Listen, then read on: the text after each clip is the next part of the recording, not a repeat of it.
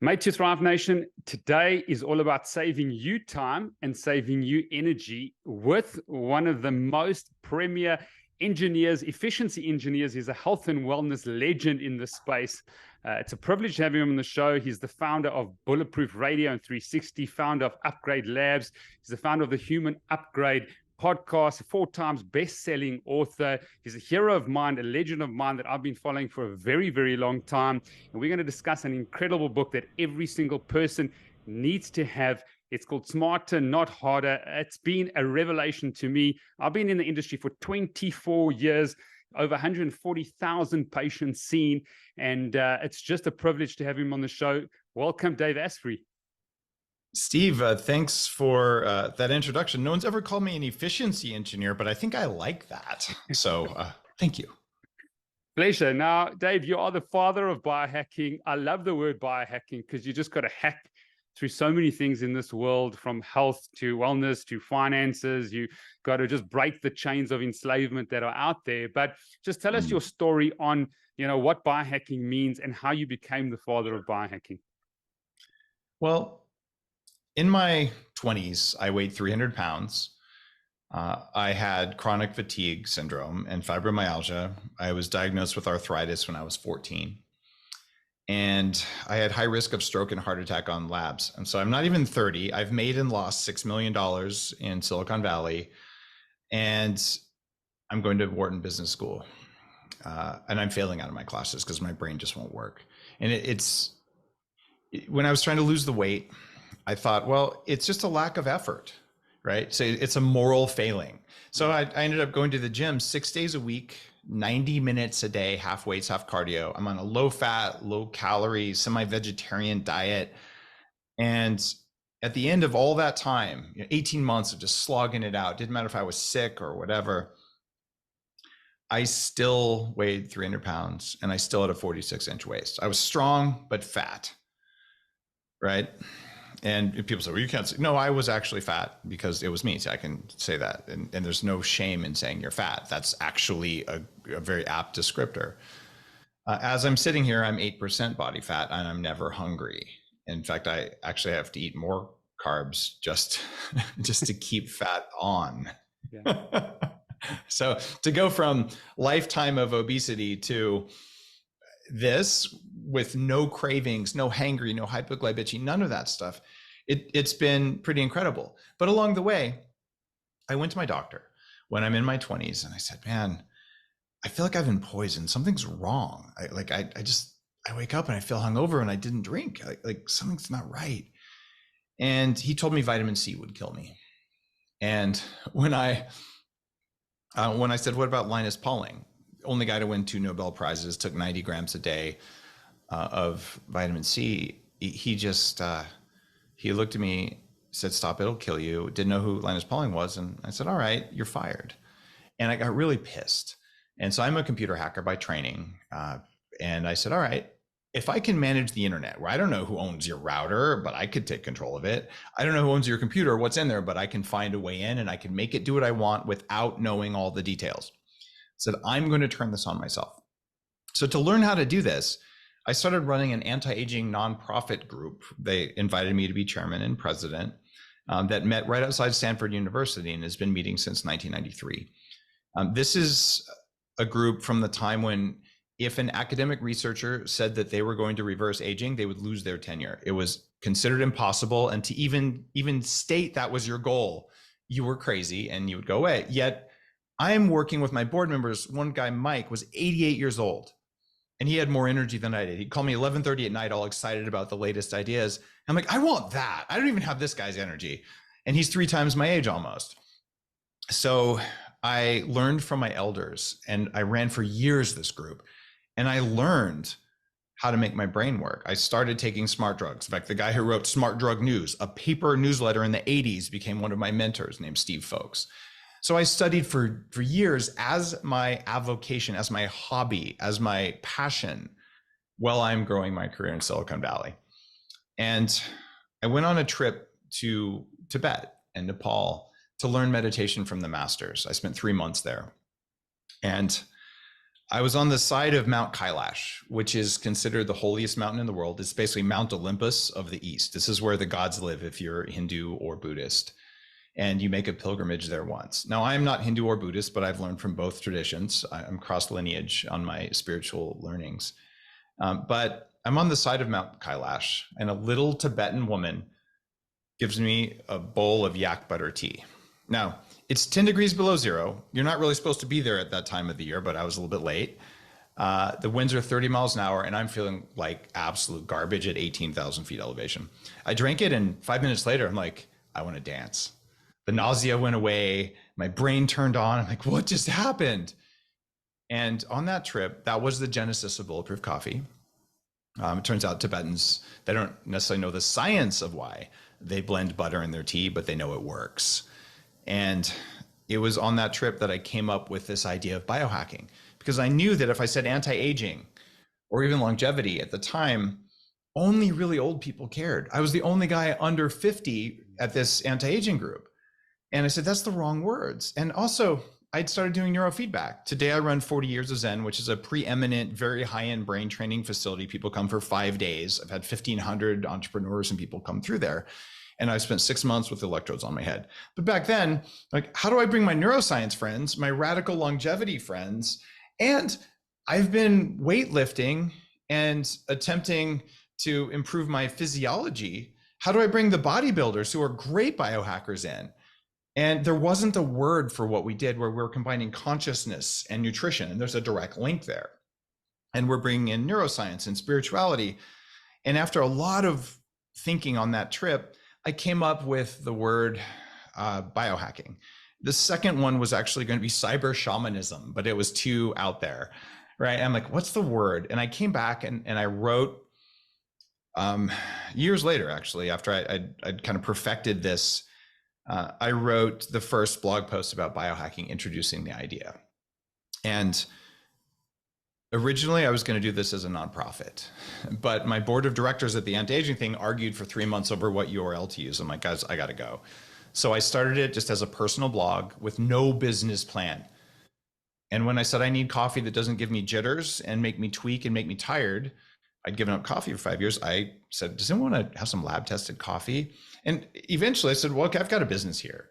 So I went to my VC buddies and I said, hey, this isn't a venture backable company because I'm in too many categories. I worked for this venture capital firm. So maybe though you'll personally give me $50,000 to buy coffee beans. And they came back and said, how about $8 million? Because we think you are venture backable. And I looked in the mirror. I really did some soul searching. And I said, you know,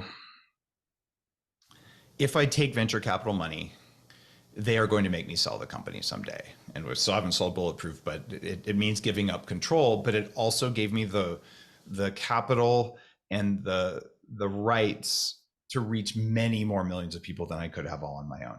So I, kind of did the devil's bargain there.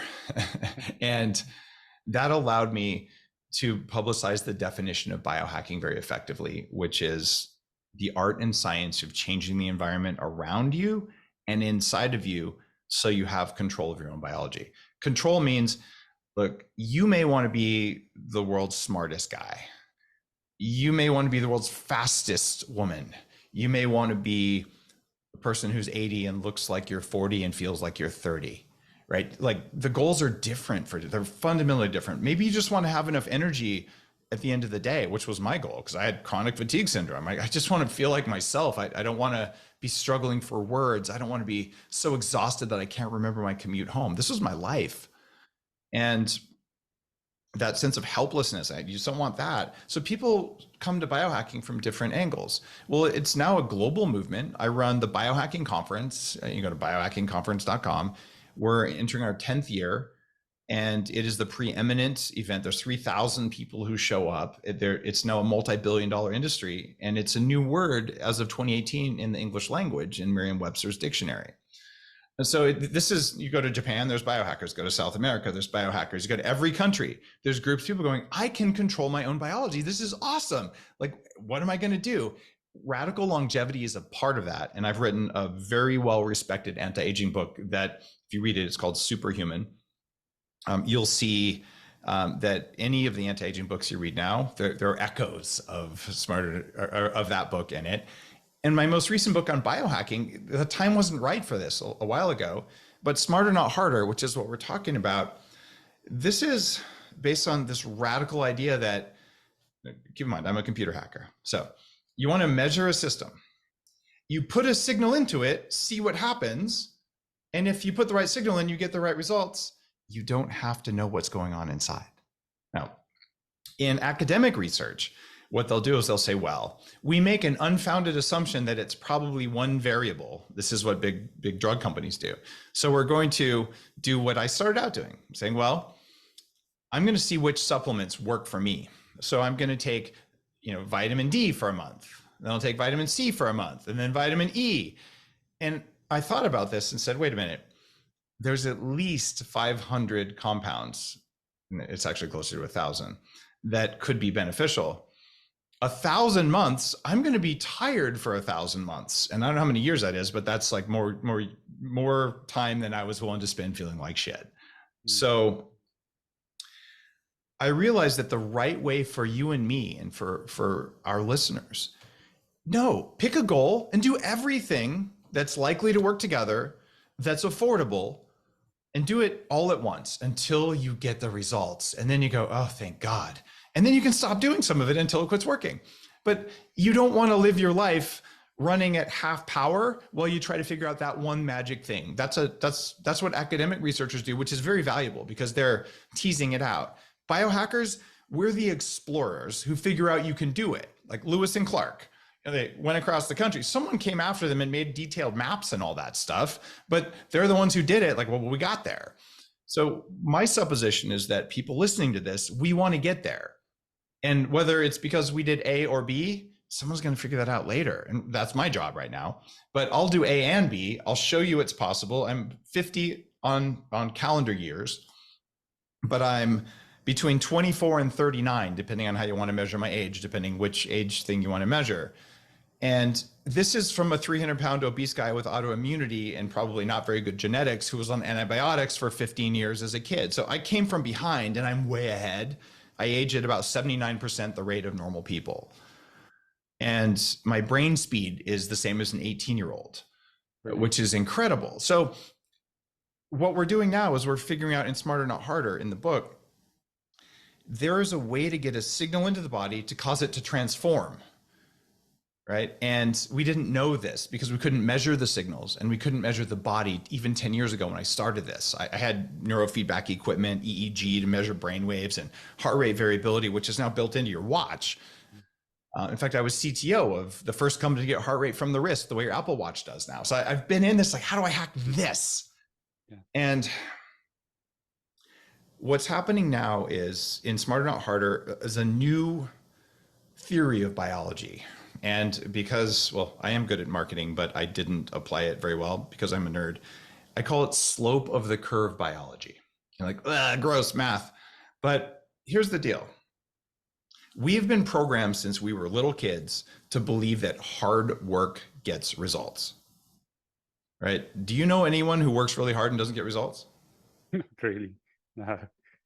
There is no data supporting that hard work gets results. But people who are incapable of hard work because they don't have willpower and they don't have self-control, they don't succeed. But hard work alone, let's imagine this. You want to dig a hole, okay? You're a hard worker, so you get a shovel, okay? I want to dig a hole. I'm lazy, so I got a tractor. Okay? I was done in 5 minutes and it took you 3 days to dig the same hole. Did hard work get results? No. But because we believe in our lens on reality that hard work gets results, you do what I did. Go to the gym 6 days a week, 90 minutes a day. You know you're going to get results. But one of the many things I write about in Smarter Not Harder just makes me happy. I hate cardio. I'll just be straightforward. Okay. As a young man, I had a Cannondale road bike and I would ride 30 miles at least 3 times a week in Albuquerque, New Mexico, where it's hilly and high altitude to try and lose weight. Never worked, but I would do it. And I tried running as a 300-pound guy with bad knees. That was a bad idea. So here's what the data shows, and this makes me happy and sad at the same time to tell you this. If you do an hour a day of cardio, this is, a spin class every day, 5 days a week, you will improve by 2% your cardiovascular performance. So 2 months of hard work, 5 hours a week, 2% improvement. If you do what I write about in Smarter, Not Harder, you'll spend 15 minutes a week. That's the amount of time you spend brushing your teeth. You'll improve by 12%. You get 6 times more results in 15 minutes versus 5 hours, because working hard is not what your body wants you to do. We evolved really to have 2 things that we do.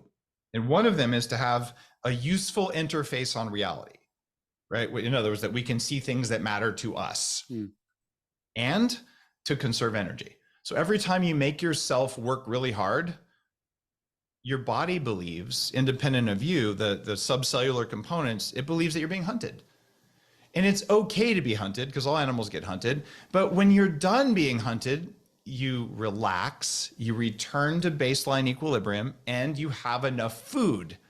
If you have the right kinds of food, of course, if you have that, your body will magically transform. But if you do what we do now in cardio workouts, okay, you get on the exercise bike and you're pedaling, and okay, body says, oh, it's going a little bit faster. Maybe there's a good reason. And then all of a sudden there's a hill. Okay, that from your body's perspective, you must be being hunted, because why would you, or hunting maybe, but why would you ever run this hard? But it's okay. You go up the first hill and okay, what you're supposed to do then is you got away. So then you rest and you chill, but you don't do that. You're like, now it's a plateau, and then you do another hill, and then you do another hill. And so what the body says is, God, I'm being hunted all freaking workout long. For an hour, something hunted me. And when I got away, I didn't have enough animal-based protein, which is a good source of protein. I didn't have enough good fats. And even worse, I was lacking minerals, which are necessary for anything to work biologically. So now we're like, stress. That's not okay. So I teach you how in Smarter Not Harder to use biohacking, change the environment around you and inside of you to get the results in tiny amounts of time, whether it's muscles, whether it's brain, whether it's cardiovascular, whether it's managing stress, or even getting smarter. You don't have to do the hard work. You have to do the right work with the right tools. And this frees up 5 to 8 hours a week. And all the rest of the time, you have twice as much energy as you did before. And that's the core definition of thriving right there. Brilliant. And there's a lot of questions there, from the biohacking to just absolute efficiency. And in South Africa and Africa, we've got a lot of power problems. So we need to save energy and time. Even today, I don't know, do you know what load shedding is, Dave? What load sharing? Load shedding is. No. It's not shedding your load as you would know it from your anus, but it's really, it's about 11 hours without power. So basically they cut the power grid. You have to make your own plan. You have to use a generator, or you're using batteries. And so in Africa, we need to save time and save energy, and it is about efficiency. So my first question, and we're going to talk about the laziness principle, which I think is brilliant, and the amygdala and this reptilian brain, and how important it is, and how we need to conserve energy. But one thing biohacking has done, and what you've done really well, is people have taken accountability for their health. And I'm not sure what sort of the underlying meme or process you were able to instill and imbue and inspire people to say, listen, I'm not handing my health to my physician. I'm not handing it even to a natural physician. I'm not handing it to a pharmacy. I'm not handing it to anyone. I'm taking ownership of my own health. So maybe give us some keys, people listening and saying, oh, my doctor said it's not possible. They just accept it. Or they said, oh, the pharmacy said I needed to take this for the rest of my life. Well, I'm going to take it. So give us some keys there with regards to accountability, because biohacking is something that we are really propagating in the corporate world in South Africa and beyond. We're the biggest bank in Africa. And it's really tough to get people to take on this accountability of their health. Well, part of this has to do with just having an adult mind. Your doctor is not your daddy. Your employer is not your daddy. Your insurance company is not your daddy. Your pharmacist is not your daddy. And for God's sake, your government is not your daddy. Right? And people were conditioned as mammals when we're young. We are dependent on others for our self-care. And until you wake up one day and you go, oh my God, None of these people are interested in my self-care. Your insurance company is interested in lowering costs and not paying you. Your doctor, if they're a good person, which most of them are, is very interested in helping you heal and making you well, but they are not allowed to spend enough time with you because of insurance companies. So their interest becomes, how do I do the minimum necessary to get this person in and out so I can see the next person, because I have more demand than I have time, right? And this is not throwing doctors under the bus at all. Most doctors that I know genuinely are healers and want to help, and they're unhappy and frustrated and stressed because of the system we built. So you can't rely on your doctor to manage your health and your upgrading, but you can rely on them if you break your arm or you have an infection. They might not tell you why you have an infection. They might not tell you that if you had enough minerals, you wouldn't have broken your arm in the first place. Those are different things. That's not your doctor's job. That's your job. So your job is to be thriving. Your job is to be healthy. And there is no one who can do that for you other than you, because 90% of this is what you put in your mouth. It's the lighting that you expose yourself to. It's the time you go to bed. It's how much alcohol you drink. It's how many toxins from plants or humans that you put into your body and how good you are getting rid of them. So the biohacking process starts with, okay, you're in charge. You get to change the environment around you. You get to decide if you breathe exhaust every day, or maybe you get an air filter, or you close the window, whatever is necessary, because breathing exhaust every day is almost like smoking in terms of risk. It also lowers your IQ, especially in Africa where there's still lead in the fuel. And lead lowers your IQ measurably and increases cardiovascular risk. So you should take whatever steps you can to get it out of your body or minimize your exposure, knowing you can't hide from all lead in the environment. It's not possible. Yeah. So how do you become a resilient human being who knows the things that are not good for you, minimizes those, and is able to more than handle them when you come across them? And that's at the core of this. It would be so convenient if you could just take all of your money and give it to someone who would handle it for you, and you could take all of your health and give it to someone who would handle it for you. You ever try taking all of your money and giving it to a money manager? They somehow lose money while they make money. They lose your money and they make money, and they do it over and over. And it's the same thing with your health. Yeah, so you got to figure out what matters to you. In Smarter, Not Harder, when you read the book, I teach you how to pick one of 5 big goals. The reason I know about these goals is that I have started the world's first biohacking human upgrade facility, and we're doing longevity, human optimization. I started this underneath Arnold Schwarzenegger's office in Santa Monica, California. And this is about 9 years ago. And the company is called Upgrade Labs. And it's now franchising all over the US and Canada. We're also expanding globally. And it's a franchise. So you can go to ownandupgradelabs.com and see if you can open one in your neighborhood if there isn't already one. And in Africa, we don't have anything yet, but I could see South Africa being a really good place for that. I'll put my application in. I got an email back from Mike Moore. So I said, listen, hey, hang on. Yeah. We can put it in Centon in the CBD right here, where I think it would really work well. But we'll discuss that later. I think it's really important for Africa and biohacking. It is for sure. And what you're going to find is that so much data came out of the last 9 years of doing this, where I can tell you what people want. And it's, some people want strength. Some people want endurance. Some people want the ability to manage stress better than they do now. In fact, people are asking for that more than weight loss. Another group of people wants to lose weight and get their energy back at the same time. They're exactly the same things. If your body's taking your energy and turning it into fat instead of thoughts or actions, you want your energy back and you want to lose weight. And then the 5th one is they want to be smarter. So inside Upgrade Labs, I have a track for each of these. You come in, we identify your goals, and you have to pick. We all want all of those, but what are you going to hack first? Yeah. So what's most important to you? And then where are you today? Some people like me were pretty trashed. We had, if you have 100 pounds of fat to lose, you might want to do that first, right? But at the same time, you have brain fog and you want to be able to pay your rent. So you need to keep your brain working. So maybe that's even more important. But it turns out if you do one, you get some benefits in the other. So I teach you how to do that in the book. And then I just tell you, here's the technologies that some of which are what crazy billionaires do. Right. And I go and I do all of those things. I'm not a billionaire, but I get access to that stuff and I work with billionaires. And those teach us what's possible. And it turns out Africa has a crazy advantage.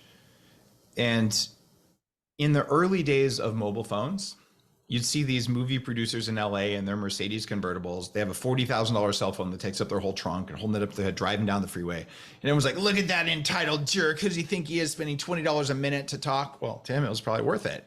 But that is what funded the $1 a month cell phone plans across Africa. And Africa didn't have to spend trillions of dollars stringing wires and fiber optics everywhere because of that. So what's going to happen with biohacking is a lot of the dumb stuff that we did in North America to figure out how it works, Africa won't have to do that, because you're going to take advantage of the trail that was blazed here from a biomedical perspective. And it's beautiful. Because one of the other advantages that Africa has is surprising good amounts of health compared to North America, because you haven't trashed your environment the way we have here, well, right? It's happening. Yeah, not yet. But look, not yet. The book, what I love about the book is you give like, okay, middle of the range, someone who's executive, and then you get the sort of the $1 billion like interventions. And so the book is really good about doing the simple stuff as well. And I think that's crucially important. And I must sort of just praise you in terms of the use of words, because we're going to discuss laziness principle. That is a theme throughout the book. And it actually is just one of the, the understandings of the Upgrade Labs, that you want this quick high and then total rest. And that actually we were built to conserve energy. And actually the couch and Netflix is part of our brain, our reptilian brain, to conserve energy. So speak about the laziness principle. And Dave, I think these words are amazing. Biohacking had to change people's thinking. It couldn't be functional medicine or anti-aging. Laziness principle has to shock someone to say, what? Laziness principle? What do you mean by that? It's funny. I took a lot of criticism when I said, you can upgrade yourself, you can hack your own biology. Doctors like, how dare you? And then within 2 years, doctors had my books on their in their waiting rooms, and they're giving them out to patients, because like, God, just do what this guy says and you'll lose the weight that's plaguing you. Right. And I'm really honored by that. I've lectured to thousands of doctors at one time, and I just have to go up there and say, guys, I'm an unlicensed biohacker. And what that means is you can't take my medical license for speaking the truth. Right. And half the doctors will applaud, the other half will flip me off. And I'm okay with that. Just flip me off, translate into a South African, they give you the finger, the bird, whatever the right thing is. The middle finger. Yeah. So the laziness principle, though, it was meant to shock people, but it turns out the idea of being lazy, talking about that is about as popular as talking about dying. Because we've been taught since we were little kids, from our parents, from our teachers, from our coaches, if you're lazy, you're a bad person. And we all know that if you're a bad person, you get kicked out of your tribe, because that's how mammals are wired, right? So laziness is abhorrent. But the reality is, the flip side of being lazy is that you get stuff done because you didn't want to waste time and energy. So laziness isn't a bad thing. All human progress came from laziness. There's a guy, it's like, man, I really don't like poking a stick in the ground to plant. So I'm going to invent a tractor. Okay. And all of a sudden he could do 100 times more work. So he's still working hard, but he has the tools, right? So laziness is just about having the tools to get it done in the least possible time, because the time that you save, you can use that to improve yourself, or you can use it like I do. Even though I've grown a company, Bulletproof, that's done more than $500 million in lifetime revenue and has become a major consumer brand. There's only 17,000 companies doing that kind of revenue in the US. Like it's become a very big, very like culture changing thing. And I'm eternally grateful for that. While I was doing that, I had dinner with my kids every single night I was home when I wasn't on the road. And I had usually breakfast with them too. Right. And so I think I spent more time with my kids while growing that company than any other CEO I know, because I was lazy, because it let me have free time so I could put it to things that mattered. And I probably sacrificed some of my health in the early days because I just restricted my sleep. I slept 4 hours a night for 18 months. which you can do. It's not ideal, but if you manage your biology, you can do all kinds of stuff. Most people who follow my recommendations need an hour less sleep per night. They just wake up feeling refreshed in less time. It's almost like healthy people need less sleep. Who would have ever thought, right? And that's what the data shows as well. Brilliant. So laziness, though, just comes down to every ounce of energy you have matters. It is precious. In my case, because I had chronic fatigue syndrome, my body only made half as much energy as it was supposed to. So I became a little bit obsessive about that until I got my energy back. But still, it's precious. I am not going to waste it. I'm going to put it to the very best use for helping humanity, helping the planet, for being a parent, for helping my employees, and just being of service. And if I started doing things that I know make me more tired all the time, and I started applying myself in a way that wasn't efficient, it feels sinful. And it feels like I have something precious, and why would I waste it? And that's why thriving is so important. It's because you have stuff to do when you're here. And it's not like work to do. You have people to affect, even just the people in your community. I don't care if you're a practitioner in the middle of nowhere and you're just helping your local community, or you're an artist creating beauty. It doesn't matter. You have a reason and you affect everyone around you. And if you're doing it in a shitty way because you're tired all the time, when you're tired all the time, you can't manage your emotions, and you yell at your kids, you yell at your spouse, you yell at all the people around you, and you make the world a worse place. So laziness drives efficiency, which drives quality of life everywhere on the planet. Well said. I want to talk about two avatars. I've been doing functional medicine 17 years now. I love the industry. I've integrated with biohacking. I want to talk about the avatar that I'm seeing now, the corporate executive, male or female, but coming and saying, listen, I'm so distressed, anxiety, panic, insomnia, inability to sleep, HRV is very, very low. And we ordered a lot of these execs and they come in, but this is the avatar we're seeing. But can we put the lens of the minerals? I've learned a hell of a lot about minerals from you. You've been talking about it for a while. Had Morley Robbins on the show talking about ferritin, copper, how important that is. You mentioned that in the book. And what I love is you do these tables at the end of the sort of chapter, what you need to do, what's simple, what's easy, what's affordable, and what obviously the billion-dollar intervention is. But tell us about how important the minerals are and the basis. I mean, I know you say you take all these nootropics, like 80 to 100, supplements a day. But if you don't have the basic foundations of minerals, you're almost wasting your time with those. So during college, I worked every summer putting auto parts in boxes at a hot warehouse. It was 90 degrees Fahrenheit. I don't know, there's like 40 centigrade, probably like just a nasty job, but it was the highest paying job I could get. So I don't come from money, but I do come from a scientific family. And I really value every dollar that anyone spends on supplements. I'm planning to live to at least 180. I have the most expensive pee on the planet, and I'm okay with that. And my kidneys actually like the fact that they're bathed in beneficial compounds. It's not harming me in any way. So because of that background, I really value every dollar someone invests in their health. So I wrote about the least sexy compounds there are. I mean, I am a huge fan of like advanced smart drugs. I love that stuff. And, we can talk about spermidine and anti-aging, and I talk about those in the book, but those are relatively expensive. And investing in living longer is not what you do first. You invest in getting your energy back, which will make you live longer. And the thing that everyone's missing, even in advanced circles of biohacking, is minerals. So I created a supplement in the US called Minerals 101, and Danger Coffee is my new coffee brand, post Bulletproof.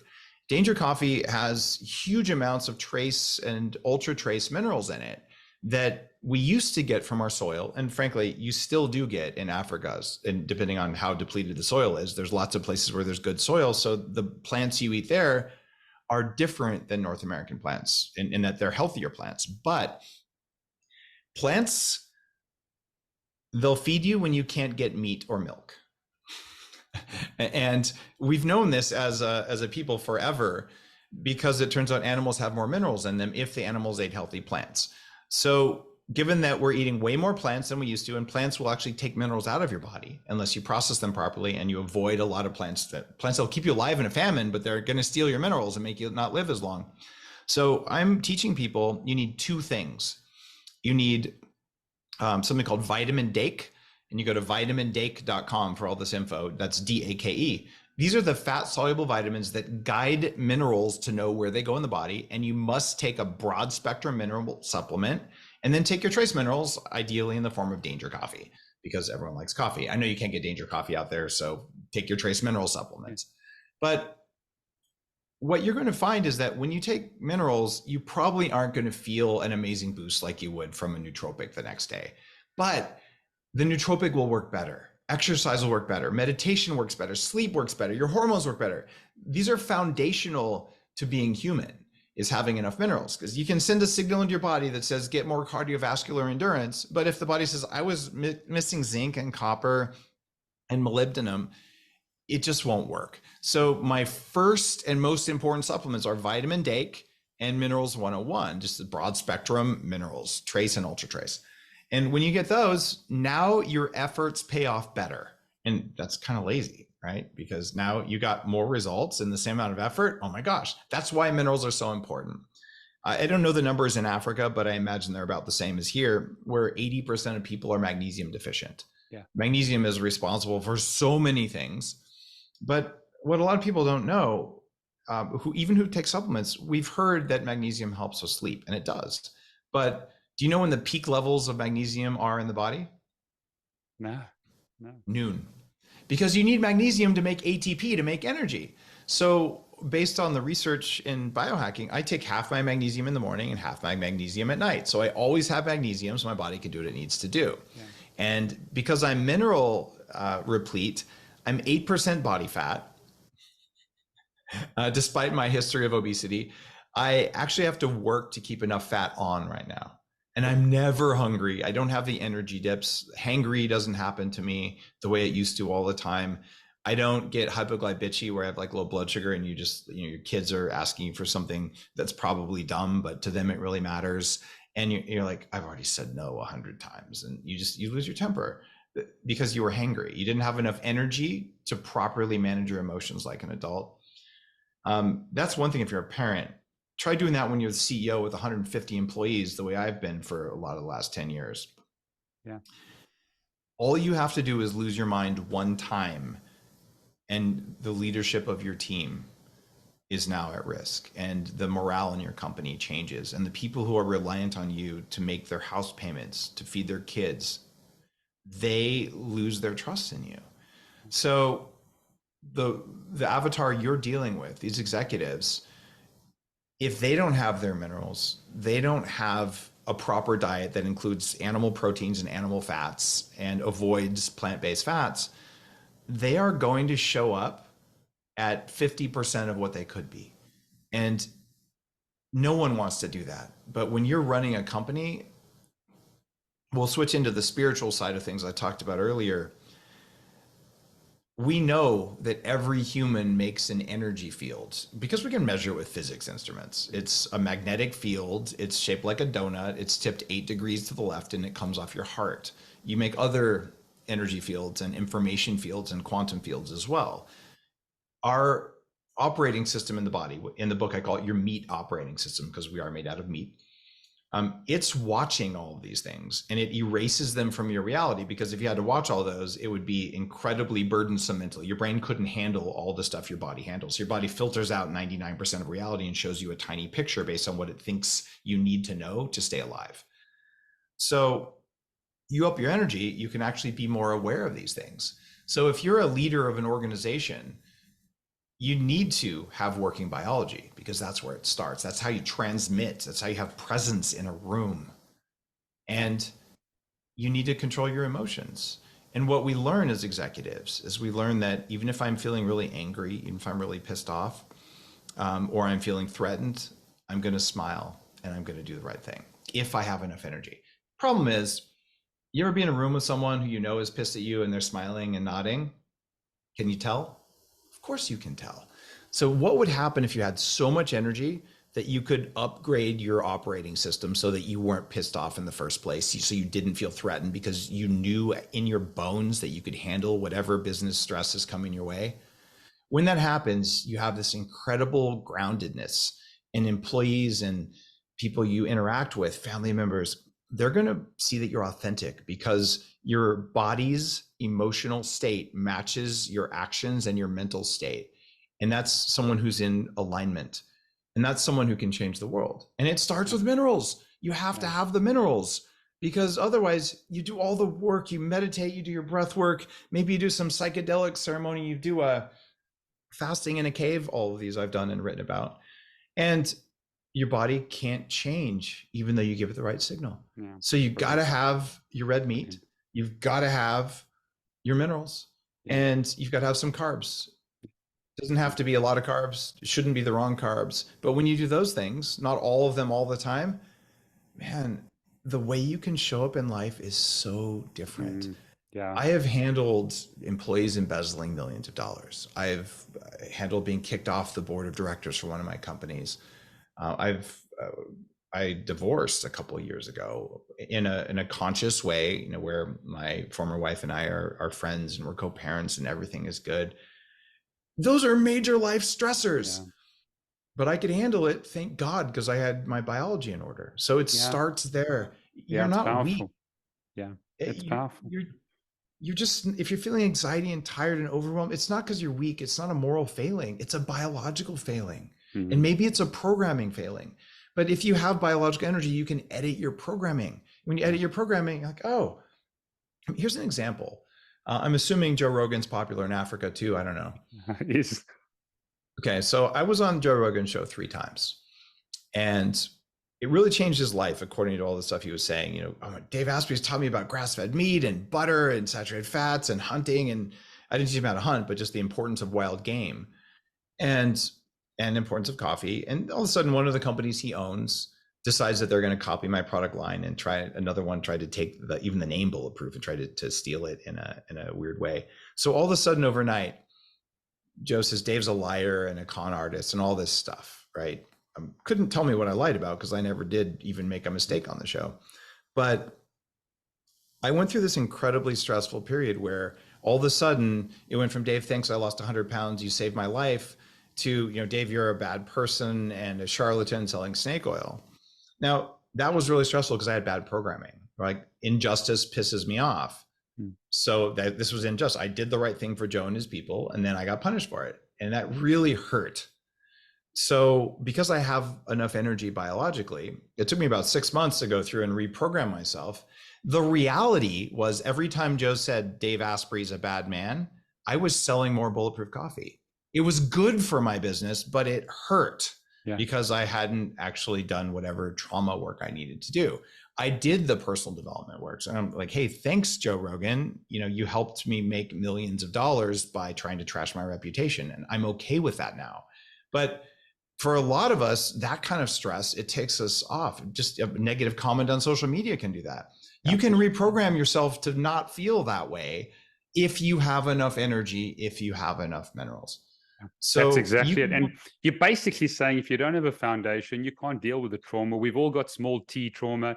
We've all got big T, some part of our lives. But if you just don't have the basic foundation, if you don't have the cellular energy, how are you going to work on all this trauma, your emotional health, your spiritual health? And so I think that's fundamentally important to grade it like you have. So anyone listening out there, it's minerals. We've been speaking about minerals for a while here on the show, how important it is, as well as vitamin D. It's D. I did my first lecture, Dave, on vitamin D in 2006, and people laughed at me. And even, keeping it at 60 NGs per ml, people now, and we talk about sort of ranges in South Africa, it's 30 to 50 NGs per ml. I first started functional medicine. We used to keep patients at 60 to 80. I saw in your book around the 70 mark. So even the normal ranges have been like altered because the sample groups out there are so sick and so unwell, even with things like GGT or liver enzymes. It used to be under 20, now the ranges change. So, we've really got to do it ourselves. But I really, this biohacking of taking accountability. I want you to speak about lectins. I want you to speak about phytic acid. Okay. It's a big part of the book. And, I've got a lot of vegetarians and vegans that come to me as a functional medicine practitioner. And I'm not here to convince someone. I'm here to make them a biohacker, to say, how do you feel when you're taking these things? Where is part of those 5 areas? You look at vegetarians and vegans, they often don't have any muscle size and strength. They're lacking that, and they don't realize the muscles like a longevity organ. So speaking to those things that deplete us, because I think it's fundamentally important.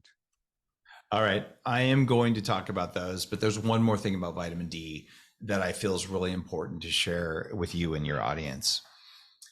When you have dark skin, which is pretty common in Africa, right? The amount of sunshine it takes to make vitamin D, it goes up. So melanin, the compound that makes your skin dark, actually gives you superpowers biologically. Melanin lets you more efficiently convert sunlight into electricity. And yes, there are studies, they're out of Mexico, but there are studies that show that. And one of the things is white guys like you and me, we age and we show it. If you have dark skin, you can't tell how old you are, because it's like in fact, my friends in the US will say this. They say black don't crack. Like their skin just never ages. And I'm like, God, how do you do that? It's because of the power of melanin. But the downside of melanin is that you need more sunshine and more vitamin D. So in the US or in Africa, when you spend all day, every day inside, if you have dark skin, your chances of getting rickets goes up. Rickets is vitamin D deficiency. It's to the point that in the US, this is a tragedy. And I don't know what's happening in Africa as much, but in the US, a family, a black family will take their baby into the hospital and say, the baby's in pain, I don't know why. And they take an x-ray and say, there's 4 bone breaks. Which of you was abusing your child? And no one abused the child. The child had a nutrient deficiency of minerals and vitamin D. But what usually happens is they say, well, if neither one of you will admit it, then we're going to take your child. So what oftentimes happens is the man will say, okay, fine, I know I didn't do it, but I'll take the hit so that the babies can stay with mom. And they go to prison because of a fucking vitamin D deficiency. And it is wrong. This is happening. Thousands and thousands of cases. Dr. Cannell from the Vitamin D Research Institute has been doing, in the US, has been doing, testifying in court to try and stop this travesty. But what this means is if you work an office job and you have dark skin, you better take your vitamin D and still get some sunshine, and you'll be a lot longer lived. Yeah, that's true. Do you know what happened to the Somalians in Denmark? They were staying in Copenhagen. Here they had very, very low levels of vitamin D. They're at the wrong solar light. They're not producing it from sunlight, which is crucially important. Yes, to supplement, but get outside and make sure that you get that conversion. So a lot of them really struggled with COVID because of the immune function, the 2,000 genes that vitamin D switches on and off, crucially important. So it's the first thing in Dake. Tell us about now how things like phytic acid and lectins deplete you of those very important vitamins and very important minerals. Okay.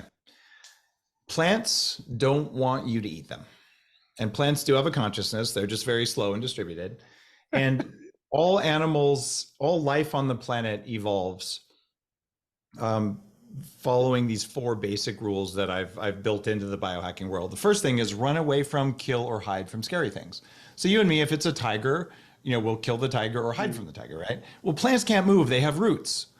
So what do? They create either a hard covering, like a walnut shell, or they create toxic compounds. So yeah, you'll eat some of the plants, but if you eat too many of the plants, you will die, and then the plants can live. So we've learned, because we're smart humans, that we can eat all kinds of crap in order to stay alive when there's a famine, because famine has affected all people on the planet in our history at one time or another.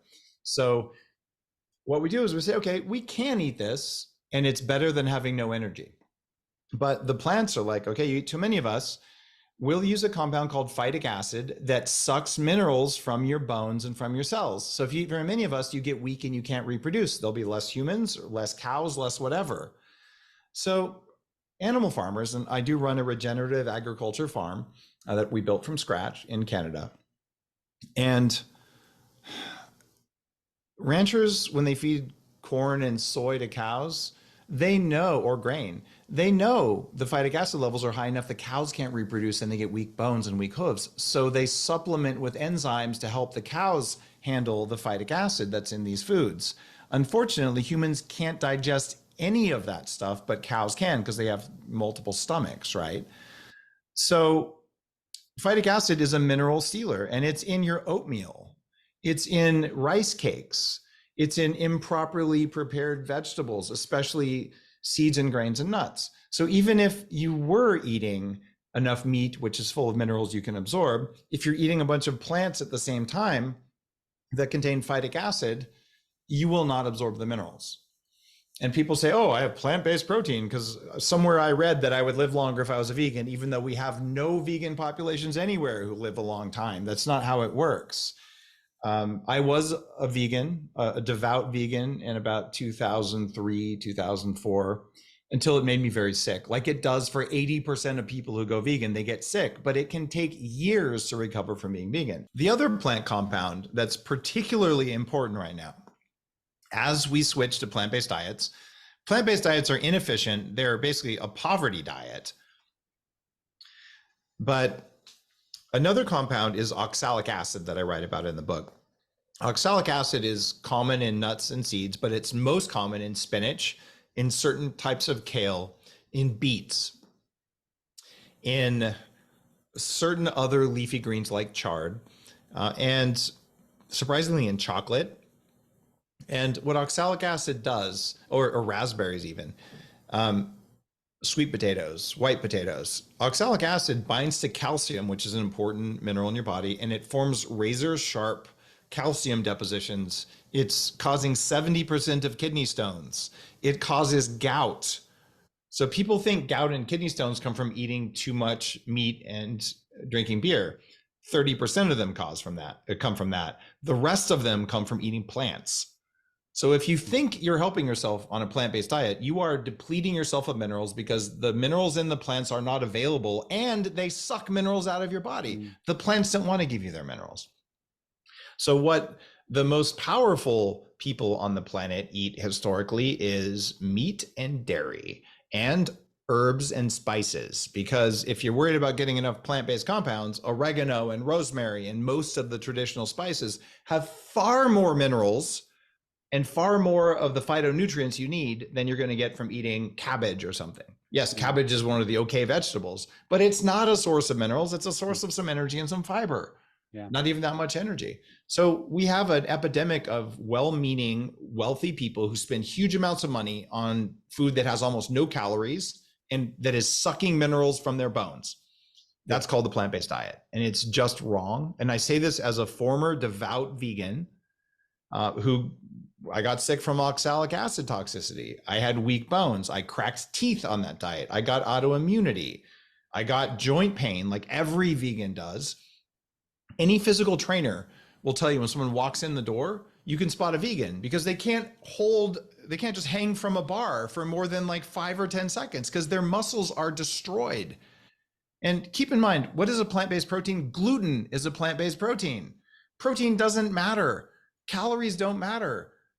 You could eat a gram of uranium with 1,000 calories. Truly, calories are not what matters. You need to get enough energy, but what matters is not how much protein you get, it's how much animal protein you get, because you can absorb animal protein and it comes with minerals and fats that you need.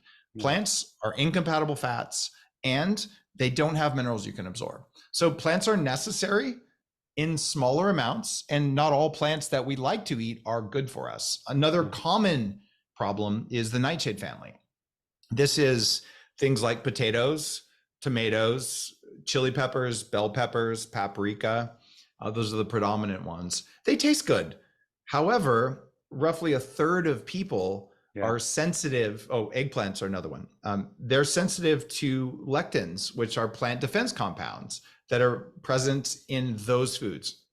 When I eat those, there's a reason I had arthritis when I was 14. I have the genetics Yeah. that set me up to be sensitive to those. If I don't eat those compounds, I don't have musculoskeletal pain and I don't have to have another knee surgery. If I eat those, I get the spinal pain, the hip pain, the knee pain, the sore joints. I wake up feeling bloated and groggy and I get a rash. Not everyone gets that, but many people do. So if you're one of those people, like almost everyone on the planet, who eats something spicy every day, who eats potatoes every day, and you're one of those 1 in 3 people, these things will actually ruin your quality of life. You won't live as long and you'll have less energy and you'll be in pain. So you've got to know, not all foods are good for all people. What foods are compatible with your hardware? Yeah. And once you know that list, you only eat those foods and oh my God, your quality of life will go up. What's compatible with almost everyone? Red meat, the most precious source of minerals, protein, and good fats on the planet. It's better for you than yeah, brilliant. We had Dr. Gundry on the show talk about lectins. We do that oxalic acid test when we do organic acid test. But once again, you've taught people, take accountability, see how you feel. That is the heart of biohacking. It's up to you and you take charge. Just 2 areas that I want to go through. I know we're coming to the end of the show, but just brain health and brain capital and brain gain. We had Dr. Bredesen on the show as well. You've also had him. I know you know him well in terms of the cognoscopy, but let's talk about, we do Brain Tap here. We're the distributors of Brain Tap. Dr. Patrick Porter, I know you've been a big fan, he's a supporter of my biohacking conference. Yeah.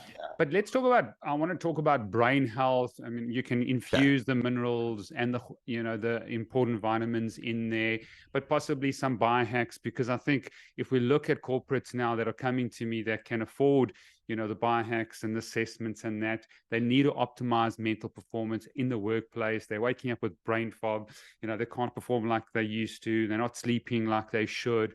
And so that's the first area that I think is crucially important for you to sort of just give us your insights. All right.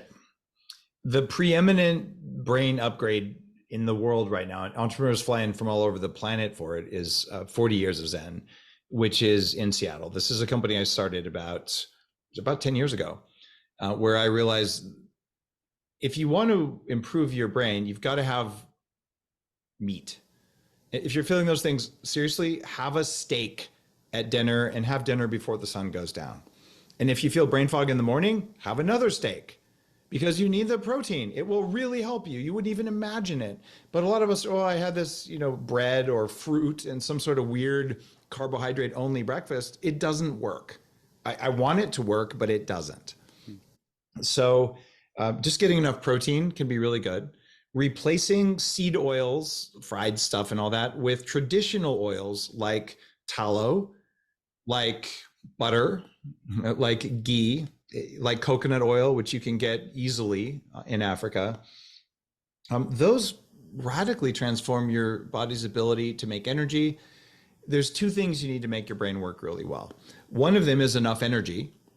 And everyone over 40 starts to get a decline in energy unless they're doing aggressive anti-aging work like I do, or like you do.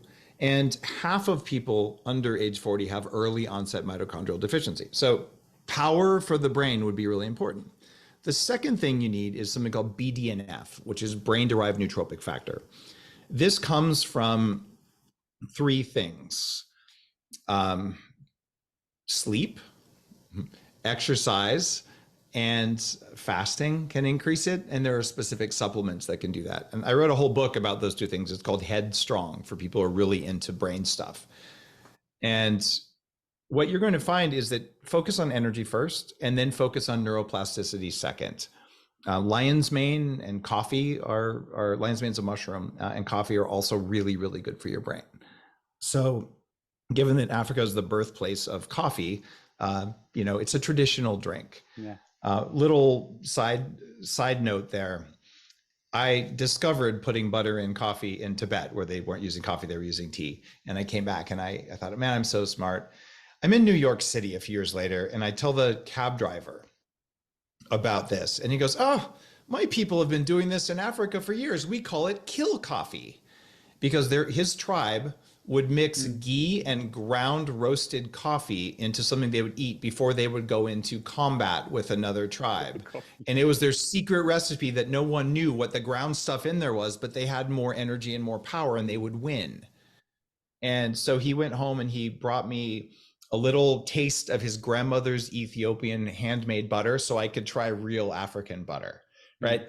So these are things for your brain that you want to be able to do. There's a ton of nootropics, these cognitive enhancers you can take. But one of the simplest things that will improve your cognitive function, if you're not going to go do neurofeedback and all the fancy stuff for brain tap like you're talking about, go to sleep earlier. Even if it's not natural, I've written about how to hack your circadian rhythm. My natural circadian rhythm, I stay up till 2 a.m. That's my sweet spot for writing books, except I learned how to shift myself so I go to sleep at 10 because you live longer and your brain works better if you do that. Also, if the sun is down, don't eat. Your last meal needs to be 3 hours before you go to bed, and your bedroom needs to be like a cave. Get proper curtains that block every tiny little bit of light. And people think, Dave, seriously? Yes. These are cheap interventions. Eating earlier doesn't cost anything. Blackout curtains, you can use aluminum foil if you need to. It's not expensive, right? And turn off all the LEDs in your bedroom. Put your phone on airplane mode. And magically, when you wake up, your brain will work. So these are potent things you can do. Yeah. And because you work with a lot of, high-powered entrepreneurs, it's worth coming and spending 5 days at 40 Years of Zen if you feel called to do that. In the meantime, though, you can do meditation and breath work. They're just slower, but I'll tell you, breath work with meditation works better than just meditation. When you read Smarter, Not Harder, I'll tell you, if you want to improve your brain, here's the slow path, here's the medium path, and here's the fastest path. Because my belief here is that you don't want to spend 10 hours a week meditating because you have stuff to do. But you would do that if the benefits were there. But the benefits per minute of meditation aren't that high. Yet you should know how to meditate so you can do it when you need to. But if there's a way like brain tap or breath work or neurofeedback to do it, it's more powerful that way. Brilliant. But you are sending 40 Years of Zen as a franchise to Johannesburg, aren't you, with the Upgrade Labs? It's a 2-in-1 package for your African, entrepreneurs and your African business leaders, aren't you? When we open Upgrade Labs, there is neurofeedback there. 40 Years of Zen is a customized high performance program. It's 5 intensive days, 10 hours a day in Seattle, and it's with a neuroscientist and facilitators. I can't do that at Upgrade Labs, but when you come into Upgrade Labs, we have exactly the same hardware that I invented that will allow you to get 20-minute segments of that, so you can learn how to better regulate your brain. I promise you, though, that if you're deficient in minerals, you're eating a plant-based diet, you will not get the same results as someone who's properly fueled. So this is not an indictment of your choices nutritionally. Everyone who chooses a vegan diet like I did, we choose it because we believe it's healthy. It's not. We believe it reduces animal cruelty. It does not do that because there's more deaths in a pound of soybeans than there is in a pound of beef. You can kill one animal a year and eat beef every day. And you're going, oh, that's kind of rough. And what about the environmental effects? People in Africa know this better than people in North America. There was a well-meaning and idiot Westerner who came in and said, oh, there's deserts happening in Africa. Let's kill 40,000 elephants. And they did that. And when they did that, the entire area became a desert, even worse. So if you want to have vibrant soil that's not a desert, you must have grazing animals because their job is to walk around and poop. And the poop builds soil with microbes in it. And I know someone who recovered 100 kilometers of worthless arid wasteland near Mecca just by introducing goats and allowing the soil to hold water. So Africa has a problem with deserts. You better eat your beef and it needs to be grass-fed. And when you do that, you're supporting the environment around you, and soil is the biggest carbon sink on the planet. Farting cows do not destroy the environment. Farting vegans destroy the environment. We have to stop this. By the way, studies show vegans fart 17 times more than non-vegans, just saying.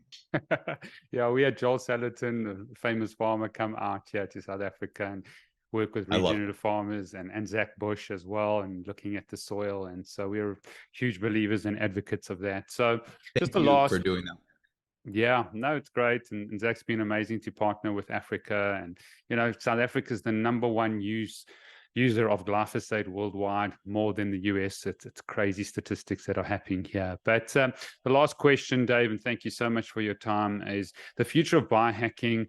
I've been in practice 24 years, never missed a single day's work to sickness or ill health.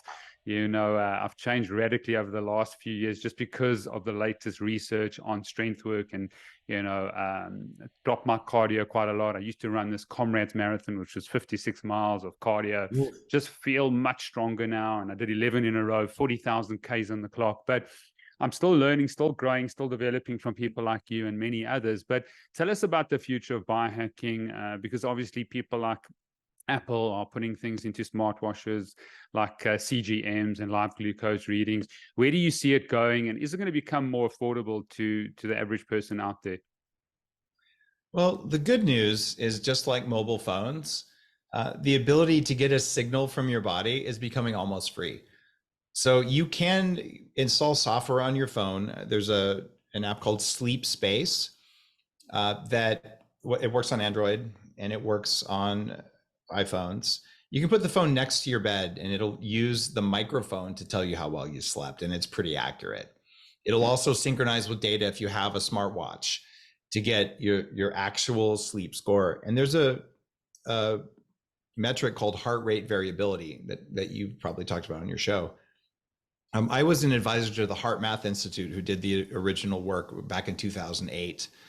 And this is like your master score. You wake up in the morning with high heart rate variability, the sum of what you did the day before worked.